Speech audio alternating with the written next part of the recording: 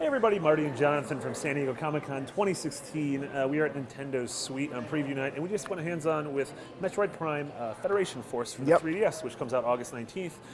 When it was revealed way back at E3 last year, everyone was kind of worried because it was Blast Ball, which was this mode that was like an e-sport thing that wasn't great. Yeah, and it's not what comes to mind when you think of Metroid, and so totally. I think people who played it there were some good reception to it, but I think as a first step it kind of threw people off. But this was a different demo. So this was a much more traditional, almost felt like Metroid Prime Hunters. It was a 4-player raid. It was the two of us, Damon and Altano.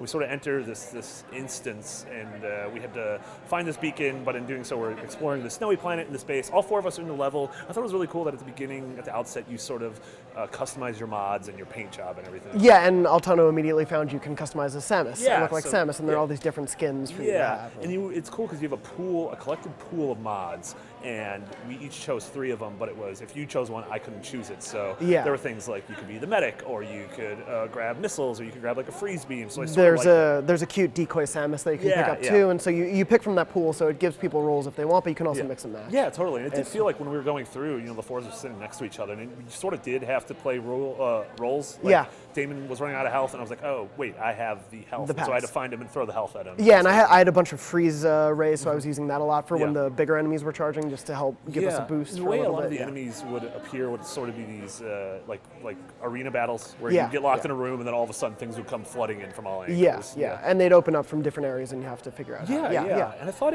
I liked the co-op aspect of it. I wasn't crazy about the way it controlled in the 3DS. With aiming, I kind of just relied you can use the L trigger to target immediately, and you just got to hope you're pointed in the right direction, or you can use the gyroscope with you R. Hold R and use the gyroscope to aim. Use the second stick a little bit. It's not what I would prefer. It's easy once the enemy is on screen, but you got to hope they're on screen. Yeah, otherwise it felt a little bit less precise. It was definitely more of like a mob would come in, and I'd just hold L and be like, I don't care what you target, but I'm going to fight this thing. Yeah, but as we were playing, it was still fun to, we were all hunting for a missile key for about a good 20 minutes. Yeah, those missile keys are hard to find, and they're in weird crates. Yeah, and there are a lot of crates. There are a lot of crates. But it's worth, the levels wasn't specifically linear. There was a lot of optional paths that you can go. You can bust open secret walls, you can destroy boxes, which give you mods that you can use throughout the level, so you can get new mods throughout the level. And one thing I really liked is that you find these sort of mods that you can get at the very end of a mission. And at the end, we all were ranked based on our score. Yep, I did terribly. You did terrible. Yep. I think I did sort of terrible.